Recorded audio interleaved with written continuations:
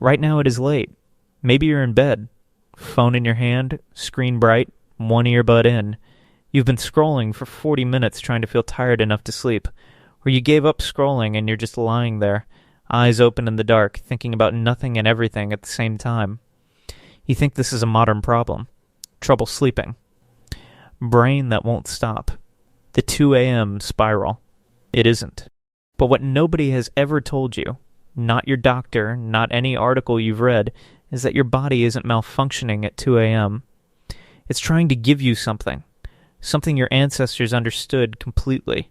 Something the modern world destroyed in a single generation and then charged you $4 billion a year to treat as a disease. In 1992, psychiatrist Thomas Weir at the National Institute of Mental Health removed all artificial light from a group of volunteers. 14 hours of darkness every night, for 4 weeks, the way your ancestors lived before electricity existed. The first weeks, they slept heavily, catching up on debt most modern people carry without knowing it. By the 4th week, without instruction, every single participant settled into the same pattern. 4 hours of sleep. Then they woke up.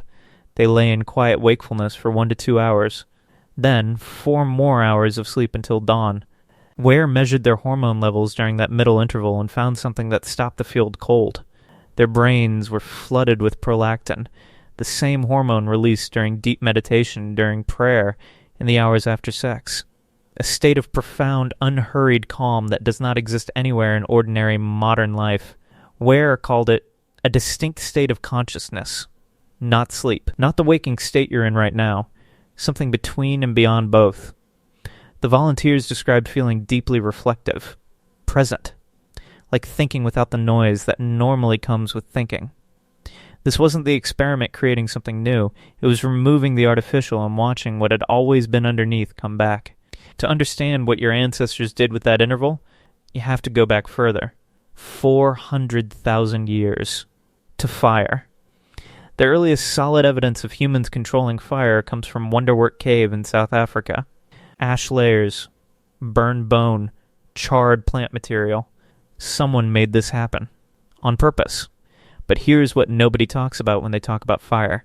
Fire didn't just cook food. Fire didn't just warm bodies.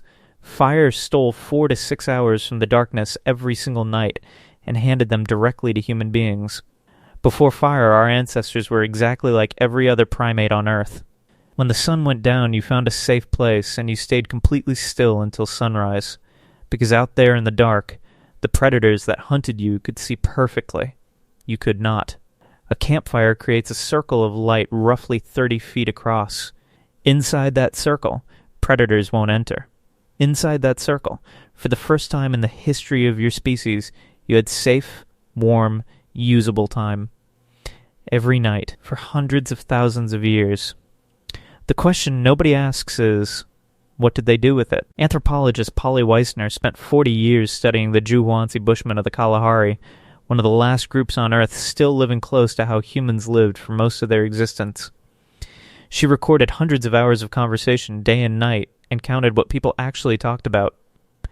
During the day, 80% of all conversation was practical. Tracks, disputes, who hadn't shared fairly. Daytime talk was work, compressed into language. At night, around the fire, something shifted completely. 81% of all conversation was stories. Not logistics. Stories. Tales about people in distant places. Myths about how the world began. Jokes that made the whole camp laugh until they had to stop to breathe. Ghost stories. Histories of ancestors nobody had ever met, passed mouth to mouth across generations like a living thread. Weissner's conclusion was stark. The campfire was not just heat and light, it was the original theater, the original classroom, the original temple. Researcher Jean-Michel Geneste, studying the cave paintings at Lascaux, found that the grease lamps used by ancient artists produced a circle of light roughly 10 feet across, barely larger than the images they were painting. He argued this was deliberate. A storyteller moving a lamp slowly along the cave wall, one animal emerging from blackness at a time, was doing something we still do on a screen in a dark room, using light against darkness to pull an audience inside a story. The fire turned them into storytellers. Storytelling turned them into us. And that quiet interval Weir measured, The hour between first and second sleep, this is when it happened.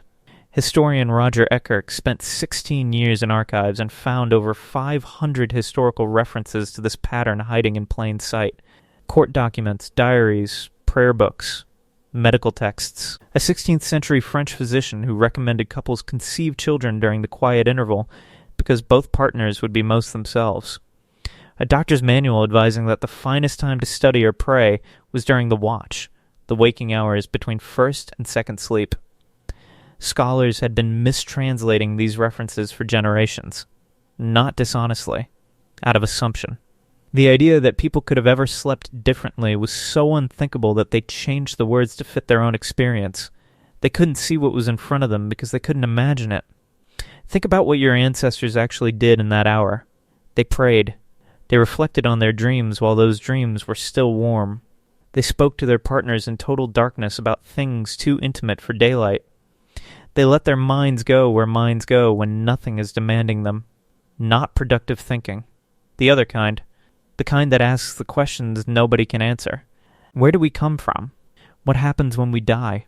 Why does this person's absence feel like a wound that won't close?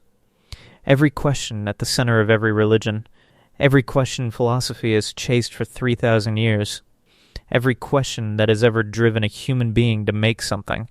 A painting on a cave wall, a song, a poem, out of the raw ache of being conscious.